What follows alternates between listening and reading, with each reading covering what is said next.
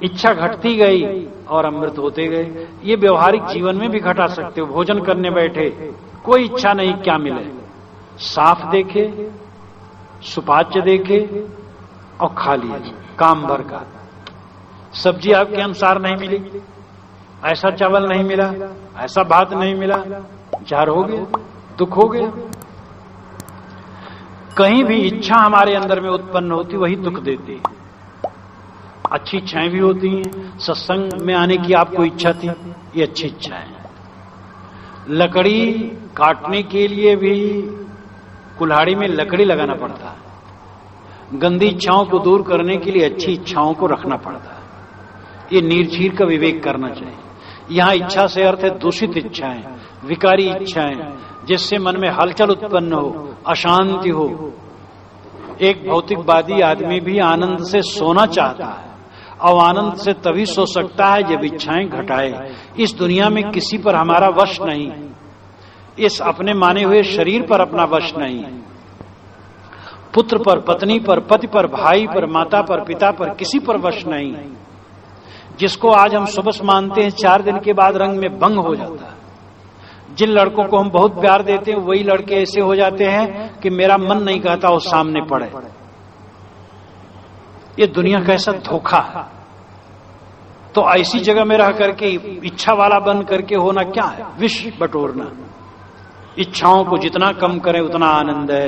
ये कोई वैरागी उपदेश नहीं है, मानव मात्र के लिए अमृत है। ये हर स्त्री और पुरुष के लिए, हर नर नारी के लिए। एक लड़का विद्यालय जाता है और चाहता पिताजी रोज 5 रुपए जेब खर्च दे, ये विषय। कभी दे भी दिया तो जेब में पड़ा रहना चाहिए। खर्चीला होना, व्यर्थ का खर्चीला होना तकलीफ देना है अपने आप को। इसलिए इच्छा का संयम सबके लिए जरूरी है। यदा सर्वे प्रमुच्यन्ते कामाय हृदयस्थिता, हृदय में जो तमाम कामनाएं इकट्ठी हैं वह जब ढील हो गई, छूट गई, निवृत्त हो गई, अथ मर्त्यो अमृतो भवत्। ये मरण धर्मा मनुष्य मानो अमृत हो गया। और यत् अत ब्रह्म समुष्णते, यही ब्रह्म का अनुभव कर लिया। ब्रह्म का अनुभव मतलब महानता का अनुभव करना। निष्काम पुरुष ब्रह्म महान है। जो इच्छा नहीं जिसको मान है, चाह गई चिंता मिटी, मनुआ बेपरवाह। जिनको कुछ नहीं चाहिए सोई सांसा। एक संत पेड़ के नीचे बैठे थे तो उनके पुराने मित्र आए मिलने के लिए, जमींदार थे, बड़े आदमी थे। तो जब उनको आते देखे तो पैर पसार के लेट गए। तो जब नजदीक आए तो कहे कि हंसते हुए कि आपने पैर पसारना कब से सीखा? उन्होंने कहा जब से हाथ पसारना छोड़ दिया। तो कामनाएं पिता के सामने भी इच्छा वाले मत बनो। अगर आप चाहते हो इज्जत तो पिता से भी कामना न रखो, पत्नी से भी कामना न रखो, पति से भी न रखो, किसी से कामना न रखो। स्वयं सेवा करो, आदर करो उनका, उनके अधिकार की रक्षा करो, अपनी कामना न रखो। लेकिन हम तो अपनी कामना पेश करते हैं, अपने अधिकार की हम इच्छा करते हैं, हमारा अधिकार है। और पिता का कर्तव्य ऐसा करना। हमें चाहिए अपना कर्तव्य देखें और दूसरे के अधिकार को देखें। तो कामनाओं केवल ज्ञानी के लिए ही नहीं, सबके लिए। जितनी कामनाएं कम करो आप ब्रह्म महान हो, श्रेष्ठ हो। ब्रह्म का मतलब पूर्ण, ब्रह्म का मतलब महान, ब्रह्म का मतलब जो दीन न बने। और जहां दीन है, एक जगह मैं बैठा था, ट्रेन में चल रहा था, एक सज्जन थे, कोई अफसर थे, तो बड़ी शालीनता से कहे महाराज सिगरेट होगा? और सिगरेट पीते होंगे? तो कहे महाराज सिगरेट होगा। हम कहे पी करके मैं भी आपकी तरह दिन बनूं क्या? क्षमा कीजिए, क्षमा कीजिए। वो सोचे होंगे गांजा वाजा साधु पीते हैं तो क्या सिगरेट नहीं पीते होंगे? तो सिगरेट की इच्छा हुई, दीन बन गए। इच्छा ना बनो आप ब्रह्म, इच्छा के दिन हो गए, बस सब गया। एक वो कहानी है, मुझे उठती नहीं वो, दुहिता भली न एक, मगबो भलो न बाप, सो जो विधि राखे टेक। वो पहले वाला नहीं उठता है। तो मंगबो भलो न बाप, सो जो विधि राखे टेक। बाप से भी मांगना ठीक नहीं। इसका मतलब नहीं कि बाप से कोई अकड़बाजी करे, बाप का विनय से सेवा करे, लेकिन इच्छा न रखे, किसी से भी इच्छा न रखे। तो यहां तो अंतिम बात है कि भाई हृदय की सारी इच्छाएं मिट गई तो ये मरणधर्मा मनुष्य अमृत हो गया। हम लोग मरणधर्मा मरते हैं क्योंकि अपने को माने हैं शरीर है, और जब आत्मज्ञान हो गया और आत्मज्ञान की स्थिति हो गई तब हम अमर हैं। साहब ने कहा हम क्यों मरेंगे, हम न मरे मरे संसार, जे मरने से जग डरे मेरे मन आनंद, कब मरी हो कब पाई हो पूर्ण परमानंद। जो अमर का बोध जिसे हो गया अमर आत्मा का, और अमर आत्मा निरंतर विश्राम, तो वो तो निर्भय है। जैसे दूसरा मरता है तो हम सहज हाँ भाई मर गया, अरे क्या कहें उसका घर सुना हो गया, बड़ी हमदर्दी दिखाते हैं।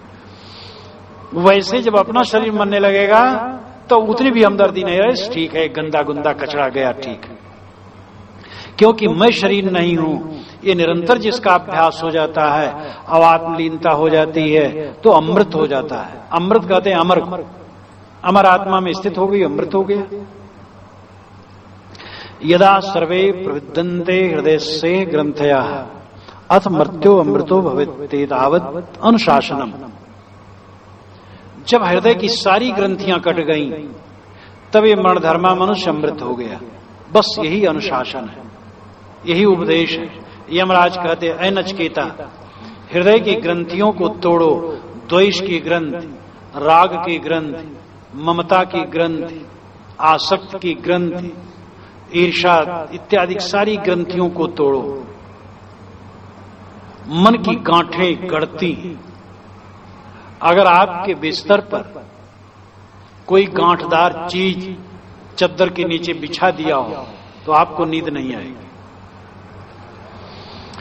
ऐसी खाट हो जिसकी रस्सियों में गांठ गांठ हो और हल्की चद्दर बिछा करके सोए तो कैसे क्या दशा हो। हमारे अंदर में ऐसे गांठ है, लेटे मन में होता वो हमें गाली उसने दिया था कब बदला चुकाएं, उसको नीचा दिखाना है, वो हमारा बड़ा प्यारा है कैसे संपन्न करें। संपन्न करने की भी जो तृष्णा है बड़ी भयंकर है। बच्चों के लिए कितना जमा कर दें, अरे बिना जमा किए पशु पक्षी खाते हैं रोज। हम तो मनुष्य, जमा करना बुरा नहीं लेकिन विवेक से होना चाहिए। बच्चे भी कमाए खाएंगे।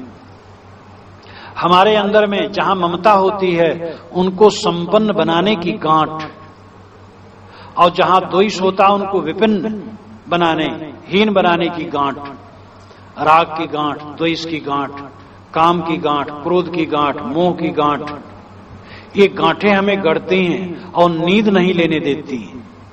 ये गांठें सब टूट जाएं, सुख से सो। तो यमराज कहते हैं ऐ नचिकेता, यदा सर्वे प्रविदन्ते हृदय से ग्रंथया, हृदय की सारी ग्रंथियां जब भेद डाली गई, तोड़ डाली गई, अत मृत्यो अमृतो भवेत्, ये मरणधर्मा मनुष्य अमृत हो गया। मन में कोई गांठ नहीं, कोई द्वेष नहीं, एकदम समता बुद्धि उदय हो गई तो अमृत है। बस यही अनुशासन है, यही उपदेश है, यही शास्त्रों, ऋषियों, मुनियों, संतों, पीरों, पैगंबरों और दुनिया के समस्त पंडितों और विचारवानों का कथन है कि हृदय की गांठें टूटनी चाहिए। यही हमें गढ़ती हैं, यही तकलीफ देती है। हृदय की गांठों पर हम जितना विचार करें कम है। मनोविज्ञान भी अपने ढंग से इसको कहता है कॉम्प्लेक्सस, जो हमारे अंदर में गढ़ती रहती है, और ये टूट जाए तो हमें आनंद होगा, और हमारी ही बनाई हुई है। हम नई नई गांठ बनाते रहते हैं, नए नए व्यक्तियों से राग या द्वेष करते रहते हैं। कोई व्यक्ति मिल गया, मोह बना लिया, अब उसके बिना रहा नहीं जाता है। किसी से घृणा हो गई, अब उसके द्वेष किए बिना नहीं रह जाता है। अगर हम इन सब की क्षणभंगुरता को देखें तो राग और द्वेष करने की कोई गुंजाइश नहीं। मैं तो जब सोचता हूं 20 वर्ष के पहले के लोगों को, तो उनमें हमें कम लोग मिलते हैं। 30 वर्ष के पहले और 40 वर्ष के पहले और 50 वर्ष के पहले के लोगों को सोचता हूं तो अगर मैं सीधा भुक्का बांध करके खोजूं उनको, तो उनमें हो सकता है कोई एक दो मिल जाए तो मिल जाए, कोई कहीं होगा कोई कहीं होगा, अधिकतम तो होंगे ही नहीं। और इसी प्रकार प्रवाह जैसे नदी की धारा बहती रहे, उसी नदी में दो बार नहीं उतर सकते। नदी में उतरे उधर गए और लौट आओ तो वही नदी नहीं रहेगी। हजारों टन पानी सरक करके आगे चला गया। हमारे द्वेष करने वाले लोग मर जाएंगे और हमारा शरीर भी मर जाएगा। क्या राग द्वेष करें? हमसे प्रेम करने वाले भी नहीं रहेंगे, हमारा शरीर भी नहीं रहेगा। किससे मोह करें? इसलिए मोह और वैर यही भवबंधन है, इसी को काटना चाहिए, यही गांठ है। और ये बहुत प्यारा है, मोह बहुत प्यारा है। और मोह में द्वेष अपने आप उत्पन्न होता है। मोह को छोड़ करके द्वेष का कोई स्थान नहीं। राग को छोड़ करके द्वेष अलग, वैर अलग नहीं रहता है। काम में ही क्रोध और लोभ पैदा होता है। काम केंद्र में है और उसके इर्द और गिर्द क्रोध और लोभ नाचते। काम सफल हुआ, बस लोभ का जाल फैल गया, और काम सफल नहीं हुआ, बस क्रोध की आग भभक पड़ी। काम केवल बीच में है, उसके इर्द गिर्द क्रोध और लोभ नाचते हैं। काम, राग, एक शब्द कह ले कुछ भी, सारे भवबंधन इसी में है। और यही गांठ है। इसी गांठ को तोड़ना अमृत होना है, ब्रह्म होना है, कृतार्थ होना है और कल्याण प्राप्त करना है। और ये करने के समय आज ही है, कल नहीं। कल तो रहे, कल कभी आता नहीं। नगद, आज नगद कल उधार, कई व्यापारी लोग लिखे रहते हैं। अगर नगद लेना है तो ले लो, और उधार लेना तो कल आना। कल आएंगे तो फिर कहेंगे कल आना। कल कभी आता नहीं है। कल तो काल है, आज, आज ही जीवन है। और आज का मतलब नहीं कि आज पूरा दिन, ये क्षण, क्षण ही आज है। तो हमें आज ही अपने भवबंधनों को तोड़ना है। जो ज्यादा न समझ सके वो तो इतना तो समझ ही सकता है कि उठते बैठते चलते फिरते सोते जागते आनंद से रहें, इतना तो चाहिए। अब बैठे हैं और मन में एकदम आग लगी हुई है, लेटे हैं और करवट बदल रहे, नींद नहीं आ रही है, भोजन नहीं पच रहा है। ये मानसिक आग में जीना कौन आनंद का जीवन है? मर जाने के बाद मुक्ति गति होती हो न होती हो, कोई परमार्थ और धर्म को समझे न समझे, लेकिन जिंदगी भर आनंद से रहना तो सब चाहते हैं, भौतिकवादी भी चाहता है। तो ये मन की गांठ कटने ही पर कोई आनंद से रह सकता है। मन की गांठ में उलझ करके कोई आनंद से नहीं रह सकता। अंगुष्ठ मात्र पुरुषो अंतरात्मा सदा जनानाम हृदय सन्निविष्ट तम स्वाच्छरीरात प्रभिरेन मुंजाद वेशी काम धैर्येण तम विद्यात् शुक्र ममृतम तम विद्यात् शुक्र ममृतम इति। अंगुष्ठ मात्र पुरुषो अंतरात्मा सदा जनानाम हृदय सन्निविष्ट। हमारे हृदय में अंगुष्ठ मात्र का एक खाली जगह है, यानी बहुत छोटा जगह, शून्य आकाश। कहते हैं आत्मा वहीं बैठा है। हृदय में जब बैठने कहा जाता है तो बात नहीं कि हृदय के मांस के लोथड़े में, जहां कहीं भी शास्त्रों में देखो तो उस हृदय आकाश में, वो भी एक कहानिक तरीका है। हृदय आकाश में, हृदय रूपी हृदय के एक आकाश में जो अंगुष्ठ मात्र, उसका भी लाक्षणिक अर्थ है कि हृदय के अंदर में जो एक छोटी सी जगह है शून्याकाश, वहां आत्मा बैठा हुआ। छांदोपनिषद के अंत में आया, जिसको मैंने एक दिन उद्धृत किया था कि हृदय में ढूंढो, हृदय में ढूंढो, वो दहर में ढूंढो, दहर में। दहर कहते में छोटी जगह हृदय में। अगर कोई अरे दहर में क्या धरा हुआ छोटी जगह वहां, तो उससे कह दे कि उसी जगह में वो रहता है, वो आत्मा, वो ब्रह्म। आत्मा अपने हृदय में खोज। ये ऋषियों का सकारात्मक पक्ष बड़ा उज्जवल है। आकाश पाताल में खोजने की नहीं कहा, हृदय में खोजो। तो अंगुष्ठ मात्रा पुरुषोंतरात्मा सदा जनानाम हृदय सन्निविष्ट। सभी मनुष्यों के हृदय में वह आत्मा बैठा हुआ है जिसको लोग खोजते हैं। अय नचकेता, जिस आत्मा के विषय में तूने मुझसे पूछा था वो तेरे हृदय में बैठा हुआ है, वो तू ही, उसको समझ। तम स्वाद शरीरात प्रभिरेत मुंजादवेशी काम धैर्य। उसको अपने शरीर में से ऐसे निकाल लो जैसे मूंज में से सीख निकाल लिया जाता है। उदाहरण कितना सुंदर है। मूंज में से सीख निकाला जाता है जब, तो जहां से उखड़ता है वहां भी कुछ लगता नहीं, वैसे वो चिपका भर रहता मालूम होता है। निकालो बस निकल आया, और आजू बाजू में कुछ नहीं, बस साफ। मूंज में से सीख जैसे निकाल लिया जाता है, उसी प्रकार इस शरीर में से अपनी आत्मा को निकाल लो, विचार द्वारा और तत्व भाव द्वारा। जैसे ऊपर कहा गया, अस्तित्व उपलब्ध और भाव अस्तित्व होना, आत्म अस्तित्व का होना, ये समझ लेना, और फिर सारे विचारों को छोड़ करके आत्म साक्षात्कार कर लेना। ये दो विधि बताई गई थी।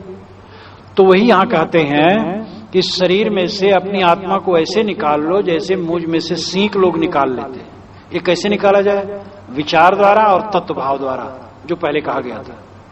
विचार द्वारा ऐसे निकालो, ग्रंथ पढ़ो, ऐसे ग्रंथ पढ़ो, ऐसे सत्संग करो, ऐसे गुरुजनों के पास बैठो जो आत्मज्ञानी हो, और वो बताएंगे तुम शरीर नहीं हो, तुम प्राण नहीं हो, तुम मन नहीं हो, तुम संकल्प विकल्प नहीं हो, रज बीज नहीं हो, मिट्टी पानी आग हवा नहीं हो, शून्य नहीं हो, तुम इन सब के साक्षी हो, ज्ञान मात्र।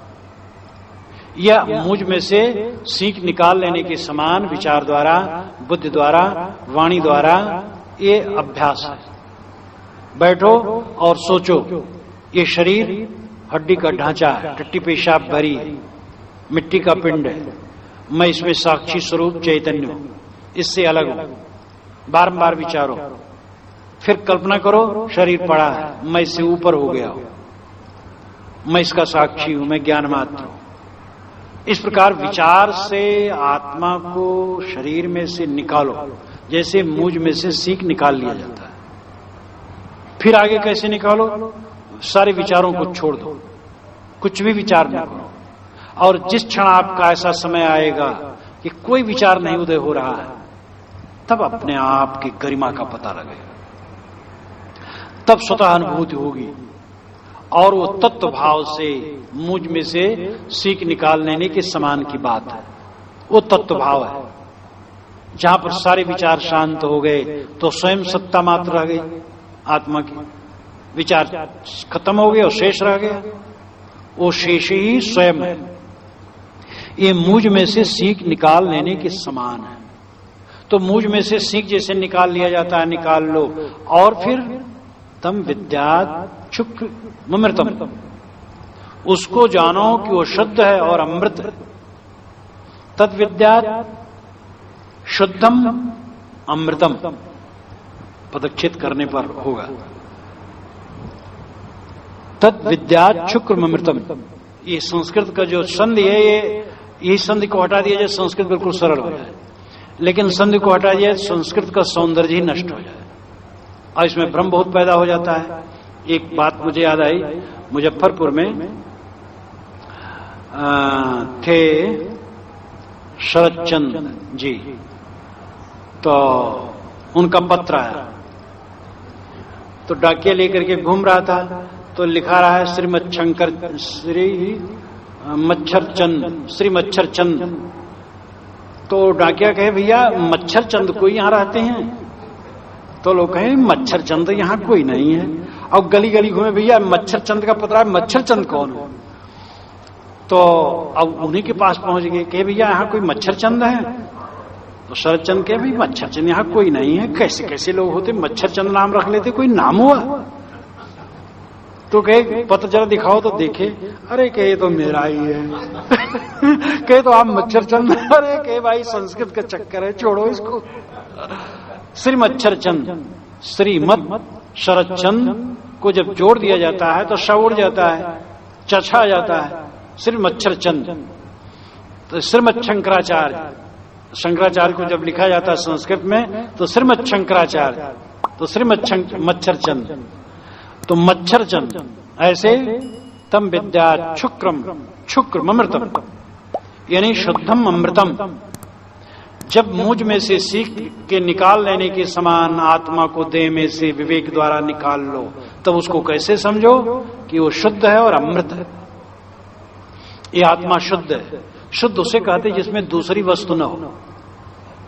आत्मा में दूसरी वस्तु नहीं है, वो केवल ज्ञान मात्र है, उसमें कोई प्रकृति की चीज नहीं है, इसलिए शुद्ध है। और अमृत है। अमृत इसलिए है क्योंकि उसमें कोई तकलीफ नहीं है। जैसा शुद्ध आत्मा है वैसे विश्राम पा जाओ, सब तकलीफ खत्म हो जाएगी। और हम आप एक ही चीज चाहते, तकलीफ न हो। लेकिन जो लोभ मोह है वो उसमें फंस जाते हैं और तकलीफ भोगते रहते हैं। बीमारी है लेकिन खटाई मिल गई, मिठाई मिल गई, खा लिए, फिर देखा जाए, फिर भोगते हैं, फिर बीमार पड़ गए। फिर जब आया कहीं भोज में गए, कहीं मीटिंग में गए और कहीं पार्टी में, अच्छा खा लें, गोली खा लेंगे थोड़ा। तो जैसे ये मन फिसलता है ऐसे मन संसार में फिसल फिसल कर हम दुख भोगते हैं। अपनी आत्मा को विवेक द्वारा शरीर में से निकालो। और दो तरीका बताया ऋषि ने, विवेक द्वारा और समाधि द्वारा, दोनों की जरूरत है। सत्संग में और चिंतन द्वारा विचार करो, मैं शरीर नहीं हूं, मैं शुद्ध चैतन्य हूं। बारंबार अनुविचार अनुविचार अनुविचार, और फिर सारे विचारों को छोड़ दो, तब स्वयं शेष। ये दोनों तरीकों से अपनी आत्मा को मुझ में से सीख निकाल लेने के समान निकाल लो और समझो वो शुद्ध है और अमृत है। मृत प्रोक्ताम नचकेतोवत लब्धा विद्यामेताम योग विधिम च कृतस्नम ब्रह्म प्राप्तो बिरजो अभूत विमृत अन्योप्येवं यो विद्यात्मेव। मृत्यु द्वारा कहा हुआ, यमराज द्वारा कहा हुआ अध्यात्म ज्ञान, योग के सहित अध्यात्म ज्ञान नचकेता ने प्राप्त किया। प्राप्त करके वो ब्रह्मरूप हो गया, विरज हो गया और अमृत हो गया। दूसरा भी अगर इसको प्राप्त कर लेगा तो भी वैसे हो जाएगा। ये कठोपनिषद का अंतिम मंत्र है। मृत्यु प्रोक्ताम, मृत्यु द्वारा कहा हुआ। यमराज का दूसरा नाम मृत्यु है। यमराज कोई व्यक्ति नहीं जो उपदेश करे, ये रूपक है। और अर्थ यही है, कोई ऋषि थे, हो सकता उनका यमाचार्य नाम हो। यम का अर्थ है संयम, और वेदों में यम लोक है जो स्वर्ग लोक है। यम लोक स्वर्ग लोक को कहते हैं। ये तो जमाने के अनुसार सब अर्थ बदलता रहता है। मैं कहा नहीं करता हूं गधा का, गधा हम लोग गधा को कहते हैं, लेकिन संस्कृत में गधा का अर्थ है वैद्य। गद नाम रोग, हा नाम नाश करने वाला। जो रोग का नाश करे वो गधा वैद्य डॉक्टर है। लेकिन किसी वैद्य डॉक्टर को आज गधा को तो डंडे से पीटेगा। तो जमाने के अनुसार शब्द अर्थ बदलता है, अर्थ यात्रा करता रहता है, एक जगह स्थिर नहीं रहता। तो यम का अर्थ है संयम। यमाचार्य कोई संयमशील योगी पुरुष से नचकेता ने प्रश्न किया था कि मर जाने के बाद लोग कहते हैं आत्मा रहती है, कुछ लोग कहते हैं नहीं रहती, तो महाराज सच क्या है? उसी पर उनका सारा उपदेश है। कट उपनिषद उपनिषदों में एक स्वर्ण स्तंभ की तरह खड़ा है। तो मृत प्रोक्ताम नचकेताथो नचकेतोवथ लब्ध्वा विद्यामेताम योग विधिम च कृतस्नम। मृत्यु ने, यम ने, किसी योगी पुरुष ने, किसी ज्ञानी पुरुष ने जो योग के सहित अध्यात्म ज्ञान कहा था, कृतस्नम नाम पूर्ण रूप से वह नचकेता ने ग्रहण किया। योग के सहित अध्यात्म या अध्यात्म के सहित योग, यही सार्थकता है। केवल अध्यात्म ज्ञान हो, आत्मा अजर अमर है, तो ये कहने से काम न चलेगा अगर योग न हो। और केवल योग हो, मनोनिग्रह तो कोई करे, लेकिन पेदिए नहीं है, आत्म अस्तित्व का बोध ही नहीं है, तो भी भटकना है। इसलिए ऋषि दोनों को कहते हैं विद्यामेताम योग विधिम च कृतस्नम। यह आत्म विद्या और योग, ये समग्रता को लेकर के नचिकेता को यमराज ने कहा, बिल्कुल कहा। बारंबार ध्यान समाधि और कैसे अपने आप में आना चाहिए। बीच में बात आई थी कि शरीर रथ है, इंद्रियां घोड़े हैं, मन लगाम है, बुद्धि सारथी है, आत्मा रथी है, विषय पथ हैं, और चंचल घोड़ा जैसे रथी को परेशान कर देता है, उसी प्रकार चंचल इंद्रियां आत्मा को पतित कर देती हैं। इसलिए इंद्रियां संयमित हो, मन लगाम कड़ी हो, बुद्धि सारथी संयमित हो, तब कल्याण होगा। तो योग के सहित अध्यात्म यमाचार्य ने कहा, और उसको प्राप्त करके ब्रह्म प्राप्त विरजो अभूत और विमृत, 3 शब्द का विशेषण नचिकेता के लिए किया गया है। वो ब्रह्म प्राप्त हो गया, ब्रह्म प्राप्त नहीं, श्रेष्ठत्व प्राप्त, निष्काम हो गया, कृतार्थ हो गया, और विरजो रोग रहित हो गया, मल रहित हो गया, निर्मल हो गया, और विमृत मृत्यु से रहित हो गया, क्योंकि समझ लिया मैं आत्मा हूं, मैं अविनाशी हूं, शरीर नहीं हूं, मेरी मृत्यु नहीं है। और इस धारणा में जिसकी स्थित हो गई, भय दूर हो गया। शरीर के अहंकार से भय होता, और भय ही मृत्यु है। और स्वरूप ज्ञान से, आत्मज्ञान से निर्भयता होती है, और निर्भयता ही अमरता है। जब आत्मबोध हो गया, वह समर हो गया। तो ऋषि कहते हैं इसको कोई दूसरा भी ग्रहण करे तो वो भी ऐसे हो जाएगा। ये केवल नचिकेता ही के लिए नहीं, हम आपके लिए भी, वो तो एक उपाख्यान है। तो ये सब का सार यह है कि हमें पहले अपने आत्मा को, अपने स्वरूप को समझना चाहिए, और फिर संयम, नियम और साधना से चलना चाहिए। धीरे धीरे हमें आगे बढ़ना चाहिए। जितना बन सके इंद्रियों पर अधिक से अधिक संयम, मन पर अधिक से अधिक संयम। उठते बैठते चलते फिरते हमें ध्यान होना चाहिए कि मन में कोई गंदगी न आने पाए। कुचिंतन द्वार है, बड़ी बड़ी बांध को जब छेद हो जाता है थोड़ा सा, वो पानी ऐसा कर देता है कि एकदम फिर वहां क्षेत्र का क्षेत्र डुबा देता है। जहां छेद हुआ सुई के बराबर, सुई के छेद के बराबर, फिर धीरे धीरे बढ़ जाएगा। गंदे विचार मन में आए, सारी गंदगी उपस्थित हो जाएगी। इसके लिए संयमित भोजन, सादा भोजन करो, जल्दी पचने वाला भोजन करो, मिर्च मसाले से बचो, नमक कम खाओ, भोजन कम खाओ। सादा भोजन और कम भोजन अमृत बहुत सुखद है। उठने बैठने, काम धंधा करने, सब में आराम, और सुंदर विचार रखो, विचार में तनाव न हो। अगर आदमी सादा और स्वल्प भोजन करे और सुंदर विचार रखे, बहुत निरोगी रहेगा, बहुत सुखी रहेगा। फिर रोग होते हैं, ऐसे भी होते हैं जिसको हम लोग प्रारब्ध कहते हैं कि बड़े संयम, बड़े सदाचार से रहते हुए भी रोग आ गया, तो भाई किसी जन्म का होगा, ये मानते हैं हम लोग। लेकिन ऐसा अपवाद स्वरूप होता है। अगर आदमी संयम से रहे और सुंदर विचारों से रहे तो बहुत सुखी रहेगा। तो इस प्रकार आहार विहार में संयम, व्यवहार में संयम, लड़ाई झगड़ा न करें। पास पड़ोस वालों से लड़ाई ज्यादा हो जाती है। कचरा उन्होंने दरवाजे फेंक दिया था और उनका कुत्ता घुस आया था हमारे घर में, तो कहीं उनकी मुर्गी आ गई थी, तो कहीं कुछ हो गया था। तो ये कुछ ले करके थोड़ी मोड़ी बातें होती रहती हैं। ये सब सपने के समान है।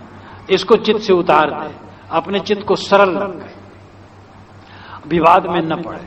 कोई विवाद करे तो भी विवाद में, साहब ने कहा है, मनुए कहो रहो मन मारे, खिंचुआ खींच न बोले हो। मनुआ से कह दो कि अपना मन मारे रहे, और खिंचुआ से खींच करके न बोलो। कोई खिंचावे तो तुम खींच करके न बोलो, शांत रहो, तो बचा करके चलो।